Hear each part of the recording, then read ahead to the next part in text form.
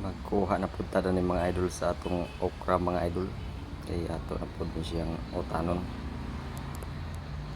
Sa lagi ni natay tanom-tanom mga idol, natay mangutan o diha dayon nagkuha og pitsay niya akong gikuan ni mga idol.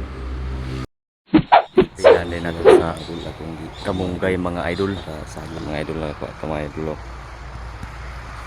Daghan na tong kamunggay mga idol. Para sa datong paghigop mga idol. Siya mga idol. Itong gulayon mga idol. O unsa pa itong langayan mga idol. Ato nang pagasugdan ang pagluto mga idol. Ito, mga idol. O maghab-hab na ta mga idol.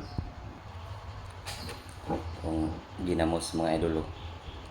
Yan ang atong basoy.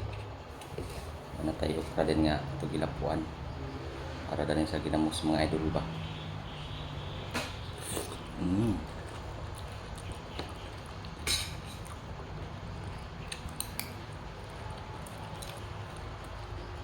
Yummy kay mga idol.